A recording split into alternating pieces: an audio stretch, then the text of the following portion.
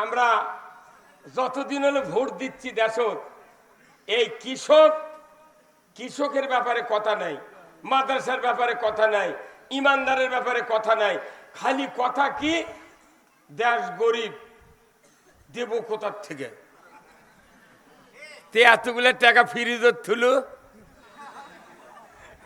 তারপরে বস্তার মধ্যে তুলু, তার চাউলের হারার মধ্যে তুলু, কোনটিতে কাটছিল না?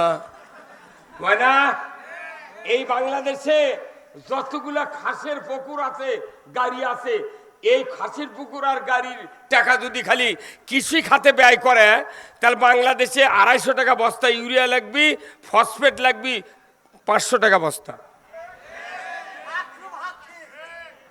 এই টাকাগুলা, এই খাসের গাড়ির টাকাগুলা চামচা করে পালার জন্য দেশত দেশে।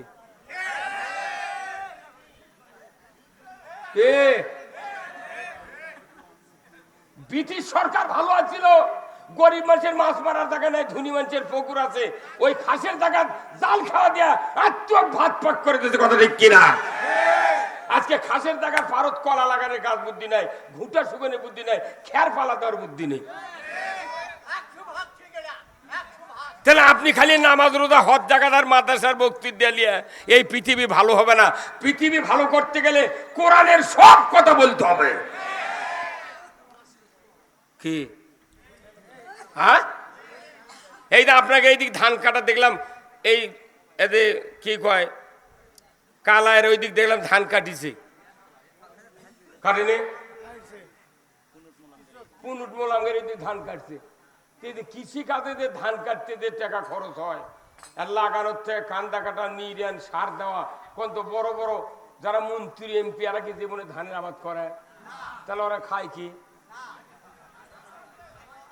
এখন ওরা তো কৃষকের আলু খাচ্ছে, কৃষকের ভাত খাচ্ছে। তাহলে তুই এর কেড়ে চাউলের ভাত খা, তুই সংসদে তুই কৃষকের সারের দাম কমালু না, তুই কীটনাশকের দাম কমালু না, এমএস্টারের দাম কমালু না, তুই কোনো কাম করলু না, তুই করলু কি?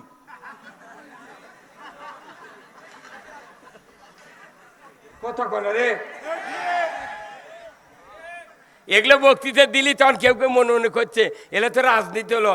রাজনীতি সারা পৃথিবীতে শান্তি কায়েম করার মরদ কেউ নাই। সবচেয়ে নীতি যেটা বড়, তার নাম হলো রাজনীতি। আর সবচেয়ে দামি নীতি কার? আল্লাহর নীতি হলো সবচেয়ে দামি। যদি আল্লাহর নীতি না থাকে, সেটা হবে দুর্নীতি।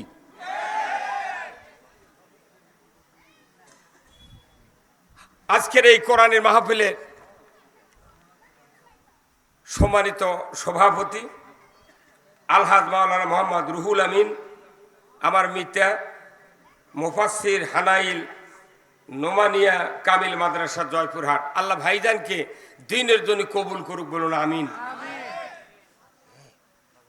ইনি 82 সনে জন্মেছে, 81 জন্ম তারিখ ওনার, আর আমি 1976 সনে দাখিল। তাহলে আমার দাখিলের কয় বছর পর হচ্ছে? তাহলে বোঝেন, হ্যাঁ 76, 5 বছর পর উনি দুনিয়া থাকছেন। তাহলে আমি এটা বুঝাচ্ছি এই জন্যে যে তাহলে এই হুজুরগুলা আমরা কতদিন হলে ধর্মের কথা বলেছি, তারপর কি এই ইসলাম বিজয় হচ্ছে? কেন হয়নি? মানে জনগণ তো আর হয়নি। ইসলাম যদি বিজয় করেন, আপনাদের জীবনের সব গুনাহ আল্লাহ মাফ করে দেবে। দরকার আল্লাহু আকবার। জীবনের গুনাহ মাফ করার মালিক কে? আল্লাহ। তো ইনি এমন একটা মাদ্রাসা, এই বগুড়া পুরো উত্তরবঙ্গের মধ্যে একটা আলিয়া মাদ্রাসার হানাইলের নাম শুনলে কামেল পাস করলে তাই 14 জগ পানি খায়। কথা বল না। সেই মাদ্রাসার মুফাসসির, আল্লাহ ওনাকে দীর্ঘ হায়াত দান করুক, বলুন আমিন। আজকের মাহফিলের সম্মানিত প্রধান অতিথি জনাব মোহাম্মদ নুরুল ইসলাম, চেয়ারম্যান 2 নম্বর বড়তারা ইউনিয়ন পরিষদ, খেতলাল, জয়পুরহাট, আল্লাহ ভাইজানকে উমারের মতো যোগ্যতা দিক, বলুন আমিন। আজকের মাহফিলের বিশেষ মেহমান হযরত মাওলানা মোহাম্মদ আব্দুল্লাহ আল মামুন, MA ডাবল, প্রতিষ্ঠাতা ও পরিচালক দারুল নাজাত মহিলা মাদ্রাসা রহমাননগর, বগুড়া। আল্লাহ ভাইজানকে দিনের জন্য কবুল করুক, বলুন আমিন। আজকের মাহফিলের সম্মানিত ওলামায়ে কেরামগণ, উপস্থিত মঞ্চে বসা সুধীবৃন্দ, সামনে বসা মুরব্বিনে কেরাম, হাজী সাহেবগণ, বিভিন্ন মসজিদের ইমাম, মুয়াজ্জিন, মুক্তাদি সহ বিভিন্ন রাজনৈতিক দলের নেতৃবৃন্দ, যুবক ভাইরা, প্রাইমারি, মাদ্রাসা, হাই স্কুল, কলেজ, বিশ্ববিদ্যালয়ের শিক্ষক মহোদয়গণ, ছাত্র ভাইয়েরা, পর্দার অন্তরালে হাজারো মা বোনেরা, সাংবাদিক ভাইয়েরা, প্রশাসনিক কর্মকর্তা কর্মচারীবৃন্দ, এনএসআই, ডিএসবি, ডিজিএফআই সহ কচি কাচারা এবং আজকের এই ইন্তেজামিয়া কমিটি বর্গ সহ সর্বস্তরের ইমানদার নর এবং নারী ভাইয়েরা এবং বোনেরা, সকলের প্রতি আমার আবার সালাম। আসসালামু আলাইকুম রহমতুল্লাহি ওয়া বারাকাতুহু। কেমন আছেন আপনারা? আছি আলহামদুলিল্লাহ। এই যে মাদ্রাসা এখানে দাঁড় হয়ে আছে, এই মাদ্রাসার বয়স কত দেখেছেন? কত? 40তম অধিবেশন। তাহলে প্রথমবার থেকে এই 40 বছর হচ্ছে মাদ্রাসার বয়স। এই মাদ্রাসা 40 বছর। খালি কি এই এক মাদ্রাসা? এই বাংলাদেশে 90,000 মাদ্রাসা আছে। কত হাজার? 90,000 মাদ্রাসা। 90,000 মাদ্রাসার মধ্যে সবচেয়ে বড় মাদ্রাসা হলো হাটহাজারী। হাটহাজারীতে যে মাদ্রাসা আছে, দাওরা মাদ্রাসা, দাওরা হাদিস পর্যন্ত, এই মাদ্রাসাত কমপক্ষে 72,000 কপি কোরআন আছে, এত ছাত্র। তারপরে দ্বিতীয় হলো ঢাকা লালবাগ। লালবাগ মাদ্রাসাত কমপক্ষে 35,000 কপি কোরআন আছে ঢাকা লালবাগে। বগুড়া জামিল মাদ্রাসা আছে একটা, কমপক্ষে 22,000 কপি কোরআন আছে।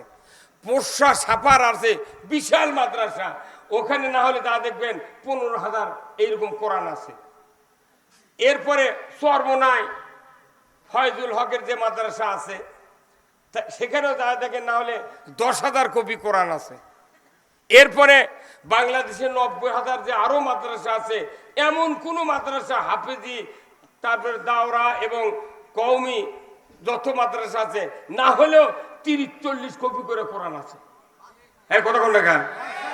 এরপরে আলিয়া মাদ্রাসাত আছে, 5,12,000 মসজিদ আছে।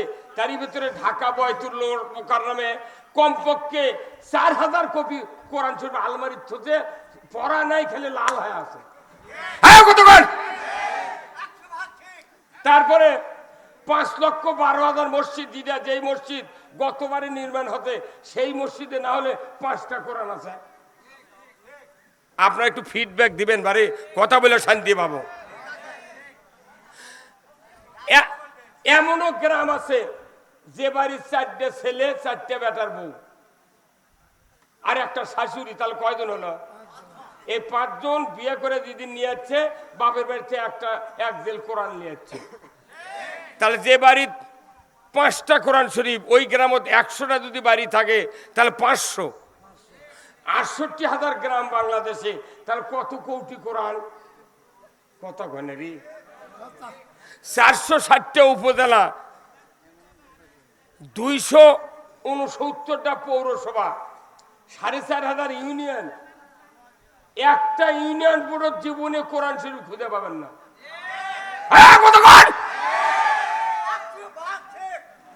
কোন ইউনিয়ন পরিষদে একটাও কোরআন নাই। চেয়ারম্যান বসে আছে, আছে আছে। এই ওষুধগুলো আগে না দিলে তো আপনি পরে বক্তৃতা বুঝবেন না। বেজার হচ্ছেন আপনারা? রুগী শোনেন, রুগী যখন ডাক্তারের কাছে যায়, তখন চোখের নিষ্কার পাতার রং দেখে, জিভে দেখে, পেটর ঠাসি দেয়, প্রেশার মাপে, থার্মোমিটার দিয়ে রক্ত দেখে, বিভিন্ন সিমটম দেখে শুনে তারপরে রুগীর জন্য ওষুধের ব্যবস্থা করে। আমাকে দেখো এতগুলো সভা হয়, কোনো কিছু শোনে না, উঠলো খালি মরমর করে বক্তৃতা শুরু হল। লাভ কি? কি লাভ? তাহলে আপনি বলেন, বাংলাদেশের পুরো ইউনিয়ন পরিষদ 4,500-এর উপর, একটা কোরআন শরীফ নেই, সরকার তথ্য কেন্দ্র দিছে, আপনি যাবেন নিবন্ধন করবেন, না হলে নিচের পক্ষে 50 টাকা লাগবে। এখন মানে বেশি করছে, কত 150। আচ্ছা নিবন্ধন করে ওই হসে ওর জন্ম তারিখ ইচ্ছা মতো একটা করে দিবি, তাই জন্য 150, তাও ওর কাছে ফর্ম লেখা আবার উপজেলা দেওয়া লাগবে। ওই 15 দিন দৌড়ে দৌড়ে মরিচ্ছে, ওই সোল জন্ম দিয়ে বিপদত পড়ে গেছে।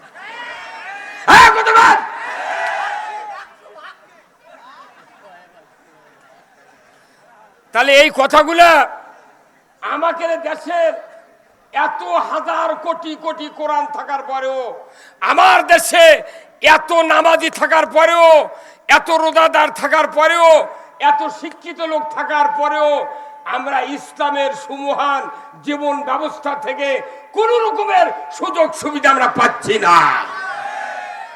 তাহলে এই ইসলাম আমাদের দেশ থেকে লাভ কি?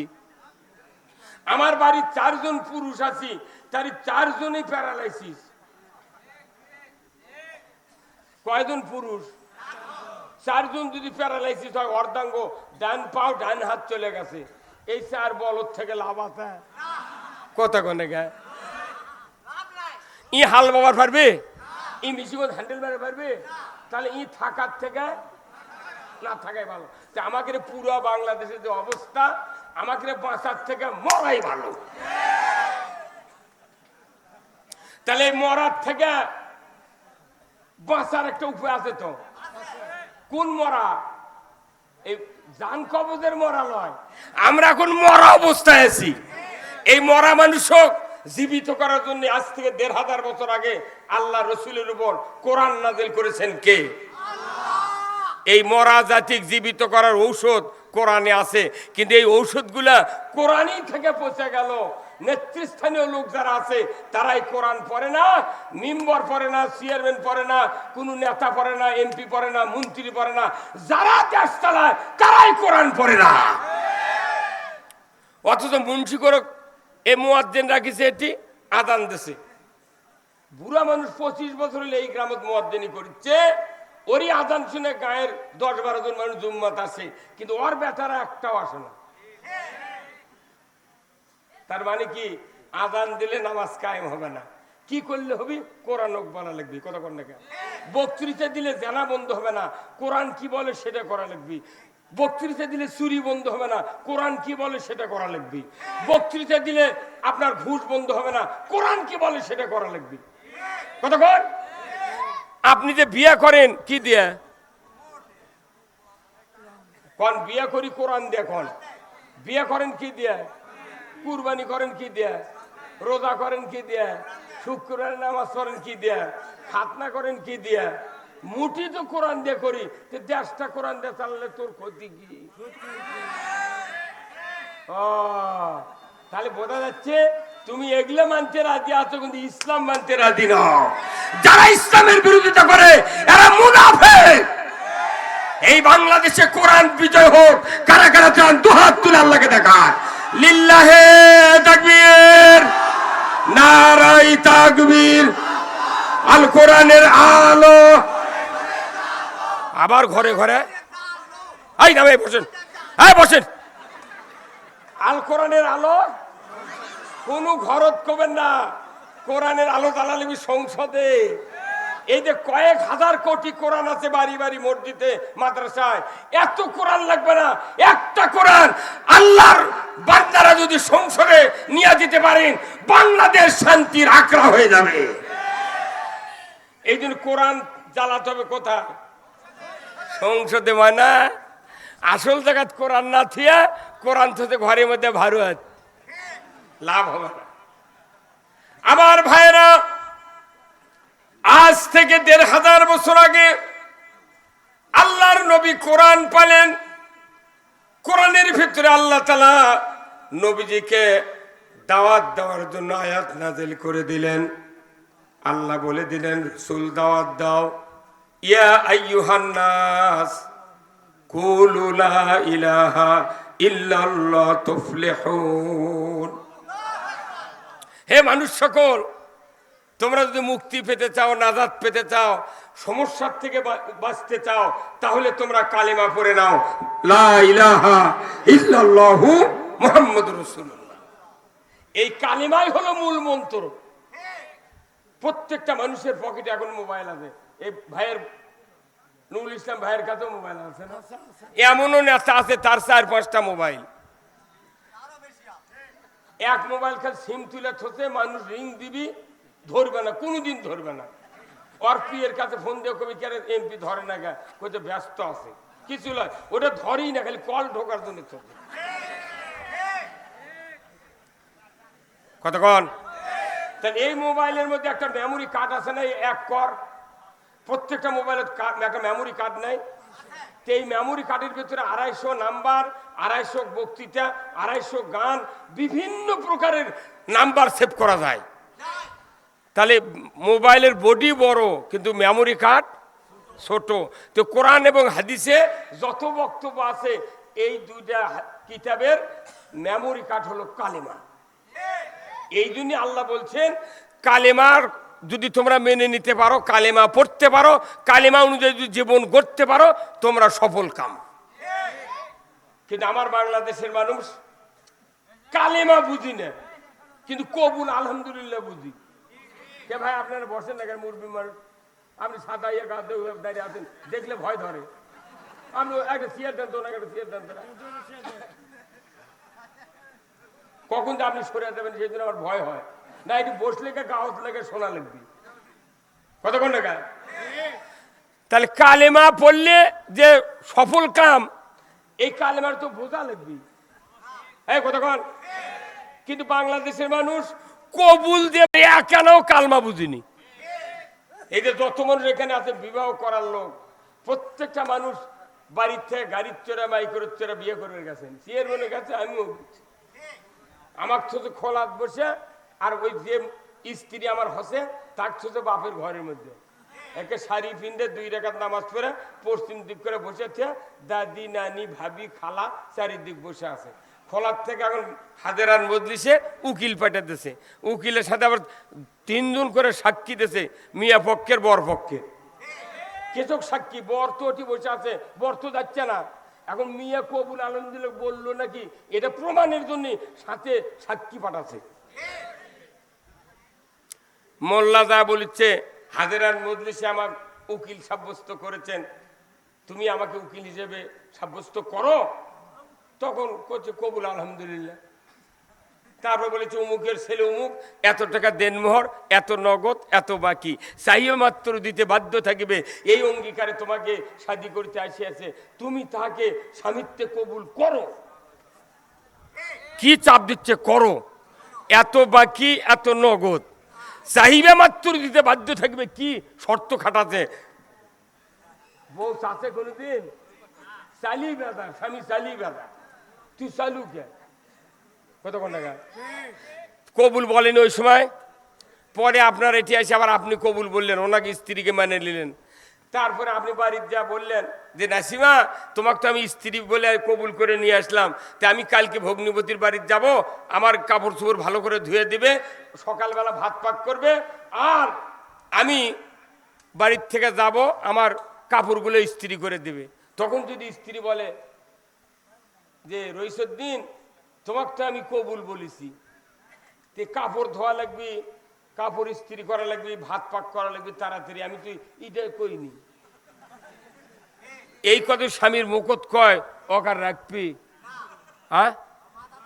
আবার স্ত্রী যখন প্রেগনেন্ট হলো, প্যারাশুটের তেল ফুরে গেছে, পেটিকোট মেক্সি সেরে গেছে, এখন স্ত্রী বলেছে দেখো আমার মনে হয় নরমালি আমি প্রসব হব না, মনে হয় সিজার ছাড়া সন্তান বাড়াবে না, তো তুমি আর দেরি না করে টাকা পয়সা জুগে আমাকে না ক্লিনিক নিয়ে চলো, আমার মনে আমি আর বাঁচবো না। আর প্যারাশুটের 1 বোতল তেল দাও, আর স্যান্ডেলের দল ছেড়ে গেছে দাও। তখন যদি আপনি বললেন হিনি যে না তোমাকে কবুল বলেছি সহধর্মিনী হিসেবে, তোমাকে সিজারের টাকা দেওয়া লাগবে, আবার স্যান্ডেল দেওয়া লাগবে, প্যারাশুটের তেল দেওয়া লাগবে, এটা কোনটি বাঁচো, আমি ওটা দিয়ে পারবো না, তখন আপনার স্ত্রী থাকবে? আচ্ছা এই কথা কি কোনোদিন কেউ আমরা কছি? স্ত্রী কি কষে? কেন কয়নি? আমরা কি কোনোদিন বক্তৃতা করছি ভাইরা আমার? কৃষ্ণনগরের আব্দুল সাত্তার, আপনি বিয়ে করে 6 মাস হচ্ছে, পেটিকুট ছিঁড়ে গেছে, মেক্সি ছিঁড়ে গেছে, তার বোতলের তেল ফুরে গেছে, তার গর্ভবতী 10 মাস হয়ে গেছে, প্রসব বেদনা উঠে গেছে, সিজার করার জন্য তুমি টাকা ব্যাংক থেকে তুলে সিজার করো, এমন কোনো বক্তব্য দুনিয়ার কোন ইমাম, বক্তা, মুফাসসির, কোনো ভালো ভালো লোক জীবনে দেয় নাই। দেশে দেয়নি, তাহলে না দেওয়াও হলো না, মাইকিংও করা হলো না। আমাদের এই ব্যাপারে কি সব দেয়নি? স্বামী তার হক আদায় করছে, স্ত্রী তার স্বামীর হক আদায় করছে।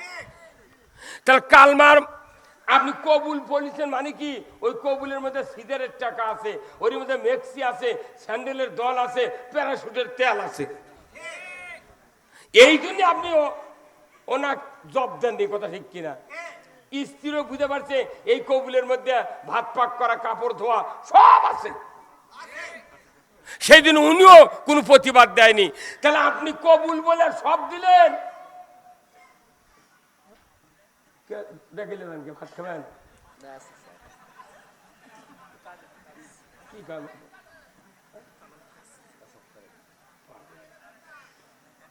কবুল বললে যদি আপনি সব দিতে বাধ্য থাকেন, তাহলে কালমা পড়া এটাও তো একটা কবুল।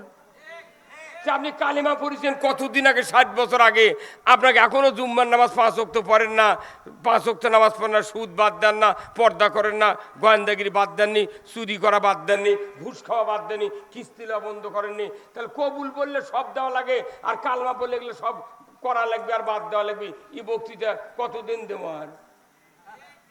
হ্যাঁ, এই কতক্ষণ? একটা মূর্খ মানুষ যদি কবুল কয়, ওই মউত পর্যন্ত, ওর আগে যদি বউ মরে যায়, তাও বউয়ের কাফনের কাপড় কিনে। কার টাকা দেয়? ওই স্বামীর টাকা দেয়। আমার ভাইয়েরা, আল্লাহ রাব্বুল আলামিন কোরআনুল কারিমে বলছেন, আল্লাযীনা ইম্মাক্কান্নাহুম ফিল আরদ আকামুস সালাতা ওয়া আতাউজ যাকাতা ওয়া আমারু বিল মারুফ ওয়া নাহু আনিল মুনকার ওয়া লিল্লাহি আকিবাতুল উমুর। সূরা আল হজ 41 নম্বর আয়াত। আল্লাহ তাআলা বলেছেন, যদি মুসলমান তোমরা কোনো ভূখণ্ডের শাসনভার হাতে পাও, প্রধানমন্ত্রী হও, তুমি যদি রাষ্ট্রপতি হও, সরকার হও, প্রেসিডেন্ট হও, ক্ষমতা যদি পাও, আমার আল্লাহ বলেছেন তুমি 4টা আইন চালু করবে। কয় আইন? 1 নাম্বার নামাজ কায়েম করবে, জোরে কর আল্লাহু আকবার। 2 নাম্বার যাকাত আদায় করবে।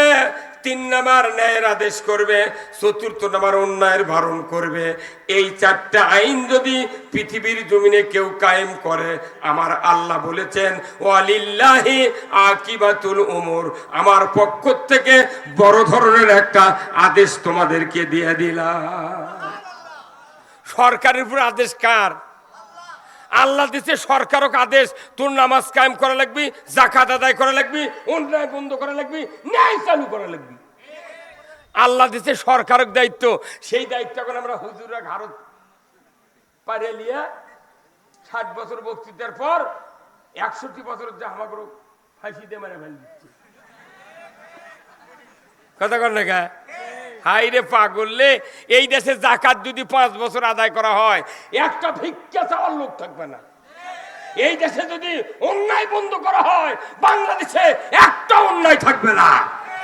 এ দেশে সরকার বলে আগে হাফেজ হতে হবে, তারপরে অনার্স পাস করবে, তোমাকে প্রাইমারি চাকরি দেবো, বিএ পাস করলে হাই স্কুলে দেবো, এমএ পাস করলে হাই স্কুলের হেডমাস্টার বানাবো, এমএসসি বিএসসি, তুমি যদি অনার্স পাস করে আবার মাস্টার ডিগ্রি ডক্টরেট করো, কলেজের প্রফেসর বানাবো, কিন্তু তোমাকে শিখতে হবে আগে কোরআন জ্ঞান।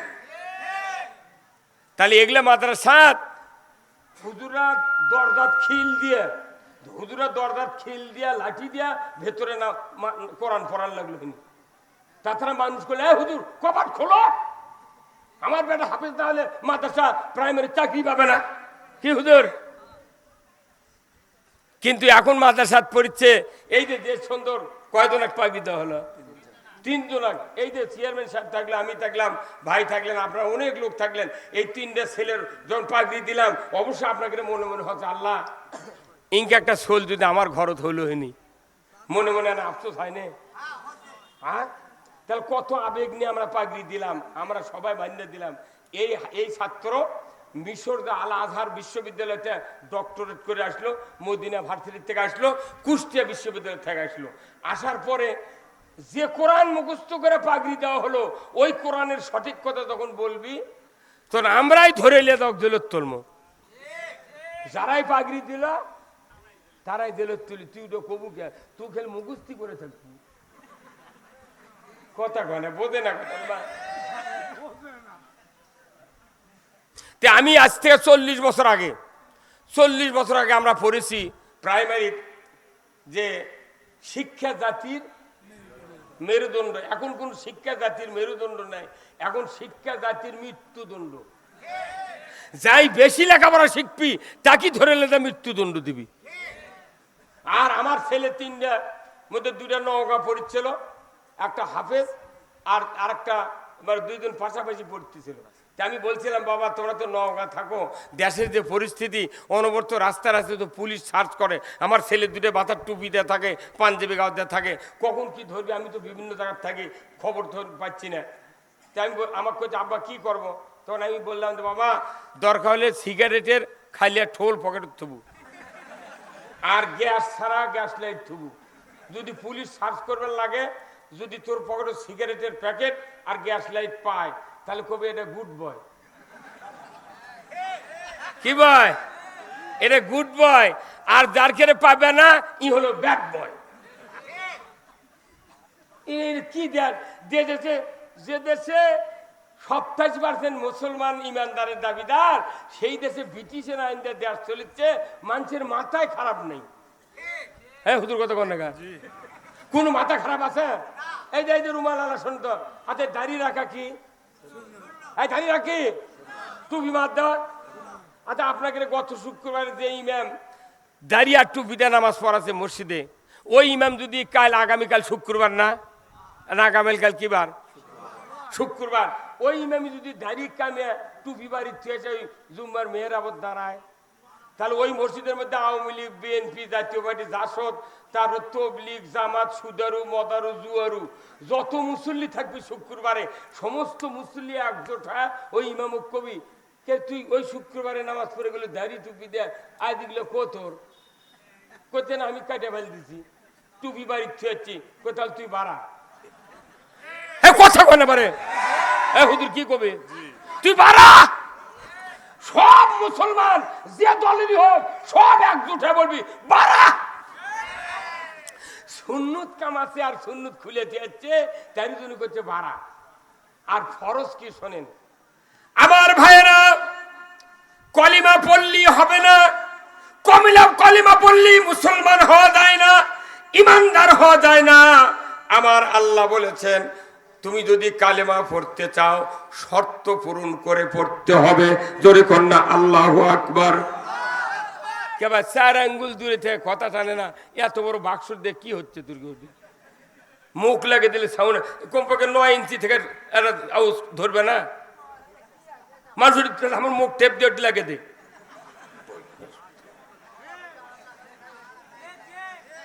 ভাইরা আমার দিলের কান্দে শুনুন, আমার কথাগুলি বুঝতে পারবেন। বাড়িতে গিয়ে যখন বালিশে কাল্লা দেবেন, যুক্তিবাদী বলে গেল কি? আমি আপনাদেরকে বলতে চাই কালেমা পড়ে মুসলমান হওয়া যায়, ঈমান আনা যায়, কিন্তু আল্লাহ বলেছেন খবরদার একটা শর্ত পূরণ না করা পর্যন্ত ঈমান আনা কোনো প্রয়োজন নাই। কয়টা শর্ত? একটা শর্ত যারা পূরণ করতে পারবা তারা তোমরা ঈমান আনো। আল্লাহ রসুলের সাহাবী যারা ছিলেন তারা একটা শর্ত পূরণ করে আল্লাহর কালেমা তেলাওয়াত করেছিলেন, রসুলের উপর ঈমান এনেছিলেন। মূসা আলাইহিস সালামের লোকেরা একটা শর্ত পূরণ করে কালেমা পড়েছিলেন। নমরুদের সময়ে ইব্রাহিম আলাইহিস সালামের লোকেরা একটা শর্ত পূরণ করে ঈমান এনেছিলেন। আমি আপনাদেরকে বলতে চাই, ওই শর্ত পূরণ না করা পর্যন্ত আল্লাহ তাআলা বলেছেন, খবরদার তোমরা কালেমা পড়তে পারবে না। কামেল মাদ্রাসার মুফাসসির বসে আছে, যদি ভুল হয় এখন লাউড স্পিকারটা নিয়ে নিবি। কোরআন শরীফ তো সগলি পড়ে, কিন্তু ওর মধ্যে ঢুকিছে কি কতক্ষণ টাকা? ভাইরা আমার, ঢাকা শহর অনেকেই নাম শুনেছেন, ঢাকা শহর অনেকেই নাম শুনেছেন, বগুড়া শুনেছেন, জয়পুরহাট শুনেছেন। জয়পুরহাট জেলার যারা গেছেন, পাঁচ মাতার কথা বললেই সাথে সাথে আপনি পাঁচ মাথা চোখের সামনে ভাইসা ওঠে। যদি বলা হয় বাটার মোড়, কলজের মধ্যে হয় ওঠে তো বাটার মোড়। আবার যদি বলা হয় মঙ্গলবাড়ির রাস্তা কোনটা, তাও তো মনে হয়ে যায় আপনি ঘুরিছেন ভিতরে, সেই জন্য জায়গাগুলো চিনতে পেরেছেন। কিন্তু যদি জয়পুরহাটের মানুষ ঢাকার যদি যায় এরকম গলি গলি যদি ঘুরতে না পারেন, শুধু নাম বললে বলবেন ওটা ঢাকা রাজধানী। যদি আপনাকে নিয়ে যা ছেড়ে দেওয়া হয়, কোন রাস্তা দিয়ে কোন দিক যাবেন কোনো নির্দেশ নাই। সবখান থেকে বিল্ডিং একই তালা, কোন রাস্তাতে ঢুকলেন কোন দিক দিয়ে গেলেন আপনি হেরে যাবেন। আমাকে কোরআন শরীফ পড়িচ্ছি খালি উনকে ওই না ঢুকিয়ে পড়া লাগে তাই। আমার ভাইরা, কোরআনুল কারিমে আল্লাহ বলছেন, ফামাই ইয়াকফুরু বিত্তাগুত ওয়া ইউমিন বিল্লাহ। আগে তাগুতকে অস্বীকার করো, তারপরে ঈমান আনো। কি হুজুর? তাগুত পকেটের ভেতর, কলজার ভেতর, মাথার ভেতর, চিন্তার ভেতর, কাদের ভেতর তাগুরকে লালন করতেছি। আর মসজিদ আল্লাহু আকবার মানে জিবরাইল সাদিছে। 26 বছর আল্লাহর নবীর সাহাবী যিনি হচ্ছিলেন উমর ফারুক, 26 বছর পর্যন্ত কাফের ছিল। 26 বছর পর্যন্ত, 26 বছর পর তাগুতকে অস্বীকার করে নবীর হাতে কালমা পড়ছে। সেই দিন থেকে আল্লাহ রসুল 10 বছর মসজিদে নববীতে কোরআনের বক্তৃতা শুনছেন। 10 বছরের বক্তৃতার পর রসুল দুনিয়াতে বিদায় হয়েছেন। আবু বকর সিদ্দিক প্রধানমন্ত্রী হয়েছেন। উনি ওফাতের পর হযরত উমর আমিরুল মুমিনিন হয়েছেন। নবী জীবদ্দশায় বলছেন যে লা বাদা নবিয়া, আমার পরে কোনো নবী আসবে না। যদি নবুয়ত দেওয়া হতো, আল্লাহ যদি কাউকে নবুয়ত দিতেন, উমর ফারুককে নবুয়ত দিতেন। আল্লাহু আকবার। তার ইমানের কত শক্তি ছিল! 40 দিন রাস্তা দিয়ে হেঁটে যায়, একদিন গেছে হেঁটে, 40 দিন শয়তান ওই রাস্তা যায়নি। আর আমাকে দেশের নেতারা রাস্তা দিয়ে গেলে শয়তান উঠি ভিজলে বেড়ে সয় উঠবো না, তুই কুমিন দে বুঝা কতক্ষণ। তাহলে আগে তাগুতকে অস্বীকার করা লাগবে। এখন তাগুত কি? আল্লাহ রাব্বুল আলামিন তাগুতের ব্যাপারে অনেক কথা বলেছেন কোরআনুল কারিমে। তাগুত শব্দের অর্থ হলো আল্লাহকে আইনদাতা, বিধানদাতা, রিজিকদাতা হিসাবে আল্লাহর যে বিধান আছে এই বিধান না মানে নিজেরাই বিধান তৈরি করে সমাজ চালায়, দেশ চালায়, মানুষকে শাসন করে। এই শক্তিগুলো হলো তাগুত। তাগুতি শক্তি ছিল ফেরাউন, তাগুতি শক্তি ছিল নমরুদ, তাগুতি শক্তি ছিল আবু জাহেল। পৃথিবীর বড় বড় রাজত্ব যারা চালিয়েছিল তারা ছিল রাজা, তারা ছিল হলো আপনার তাগুত। এই তাগুত শক্তি পৃথিবীর জমিনে যত জায়গায় কায়েম ছিল তত জায়গায় আল্লাহ নবী রাসূল প্রেরণ করেছেন শুধু তাগুতকে অস্বীকার করার জন্য। কিন্তু আমরা বাংলাদেশে 87% ইমানদার, কিন্তু তাগুতকে আমরা বাদ দিবার পারিনি। কালমা পড়ে জিকির করে মানে কোল বালু ফাটে ফেলে দিচ্ছি। বাপরে কি করারি, হাই হুই আহু, খালি জিকিরের ঠেলা না। আগে তাগুতকে অস্বীকার করতে হবে, তবে আমি ঈমান আনবো। ধরে বলুন ঠিক কিনা? আমাদের দেশে স্বাধীনের পর থেকে কোন হিন্দু প্রধানমন্ত্রী হচ্ছে? সব কায়েম। যাকাত চালু, সুদ বন্ধ করছে, কিছুই হয়নি। খালি নামে মুসলমান, কাম হলো ব্রিটিশ। কথা কোন নামে মুসলমান, কামে ব্রিটিশ তাগুত। তাহলে আপনি এইভাবে যা কবরের মধ্যে কি করবেন? কবরের ভেতর যে কয়টা প্রশ্ন হবে সব রাজনৈতিক প্রশ্ন। মান রব্বুকা, তোমার রব কে ছিল? আমরা আলমে আরোয়ায় বলে এসেছি, কলু বালা আলাস্তু বিরাব্বিকুম, হে বান্দা, হে রূহগুলি, বলো তো তোমাদের রব কে? আমি কি তোমাদের রব নই? আল্লাহ জিজ্ঞাসা করছেন, আলাস্তু বিরাব্বিকুম, আমি কি তোমাদের রব নই? তখন আমরা সবাই বলেছিলাম কলু বালা, হ্যাঁ আপনি আমাদের রব। তো রবক স্বীকার করে আছে এই পৃথিবীতে রবের আইন না মানে উন্নয়ন মানে কবর। যতই জিব্রাইলে যদি জানাজা করে কবর হয়, আর বাটাম না ফেটে ছুবে না। আর তার মধ্যে আবার সারা জীবন নামাজ পড়ে না, খালি শুক্রবার করে পড়ে, তাই কি আবার কবরত নামে দিয়ে ইনকে কাজ করে থুচ্ছি, পশ্চিম দিয়ে মুখ করে ধরে একদিন সিমেন্টের ঢালাই দিয়ে থয়, সারা জীবন নামাজ পড়ে না, সিমেন্টের যদি ঢালাই দিয়ে থয়, কোয়া দেয় রড দিয়ে, ওই ঢালাই উল্টে পূব দিক করবে আল্লাহ। আজকে এখানে যতগুলো মুরব্বী আছেন কলজা থাকতে কন্ত, দুই একজন মুরব্বী ছাড়া প্রায় মানুষের বেটারা বেনামাজি। কি বহু বক্তার বেটা গাঁজা খায়, অথচ নামের আগে লেগেছে আল্লামা।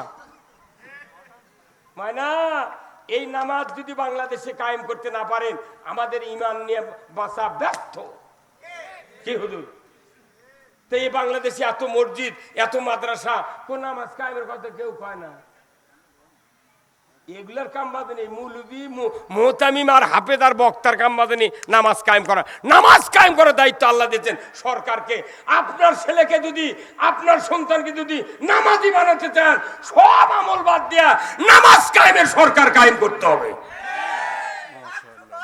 হ্যাঁ, তাহলে কোরআন কি আজ নাযিল হচ্ছে? তে এতদিন করনি কে এগুলো কথা? এগুলো কথা কলি কই তুমি রাজনীতি করে না, এটা আল্লাহর কথা। কার কথা? সূরা আল হজের 41 নম্বর আয়াতে যদি নামাজ কায়েম হয়ে যায়, আল্লাহ তাআলা কোরআনে বলছেন, ইন্নাস সালাতা তানহা আনিল ফাহশাই ওয়াল মুনকার, নামাজি মানুষকে ফাহিশা অশ্লীল কাজ থেকে বিরত রাখতে পারে। আমরা আগে যখন মাদ্রাসাত পড়েছি, ছাত্রদের মাথার টুপি না দিলে স্যারেরা পিটিছে, আর এখন মাদ্রাসার ছাত্র বিড়ি ধরে স্মারক দেয়। কোথায় মুসলমান? আমার ভাইরা, আল্লাহ রাব্বুল আলামিন কুরআনুল কারিমে বলছেন, ও দুনিয়ার মানুষ, আমি এই পৃথিবীতে সৃষ্টি করেছি খলিফা। এই খলিফার দায়িত্ব হলো পৃথিবীর জমিনে আমি আল্লাহ আমার রাজত্ব কায়েম করবে। আর ওই রাজত্ব যদি কায়েম থাকে, আমার আল্লাহ বলেছেন ওই রাজত্বের মাধ্যমে পৃথিবীতে অন্যায় হবে না, চুরি হবে না, জানা হবে না, ধর্মীয় লোকদের উপর কোনো পেরেশানি হবে না, অমুসলিমের উপর জুলুম হবে না, দুনিয়ার কোনো মখলুকাত ইসলামী রাষ্ট্রের আন্ডারে থাকবে, কারোর প্রতি কোনো জুলুম হবে না। কিন্তু আমরা যে কাজ করলে জুলুম বন্ধ হবে, সেই কাজের ধারে কাছেও নাই। এখন আমাকে বক্তৃতা দোয়া করে লাভ কি? কতক্ষণ লাগা? আল্লাহ তাআলা কোরআনে বলছেন, ওয়াইজি ক্বালা রাব্বুকা লিল মালাইকাতি ইন্নী জাইলুন ফিল আরদি খলিফা। আমার আল্লাহ বলেছেন, দুনিয়াতে যখন মানুষ সৃষ্টি করা হয় নাই, তার আগে ফেরেশতাদেরকে ডাক দিয়ে আল্লাহ বললেন, এ আমার ফেরেশতারা, আমি পৃথিবীর জমিনে খলিফা সৃষ্টি করব। এতটুকু বলার সাথে সাথেই ফেরেশতারা বলেছিল, ইউফসিদু ফিহা, তারা ফাসাদ করবে, দাঙ্গা হাঙ্গামা করবে, রক্তপাত করবে, তারা বিশৃঙ্খলা করবে, তারা নবীদেরকে হত্যা করবে, আল্লাহর উপর ঈমান আনবে না, রসুলকে তারা শহীদ করে দেবে, এত অন্যায় করবে, আল্লাহ এদেরকে সৃষ্টি করা হবে না। আল্লাহ তাআলা রাগ করে বলেছেন, ইন্নী আলামু মা লা তা'লামুন, আমি আল্লাহ যা জানি তোমরা তা জানো না।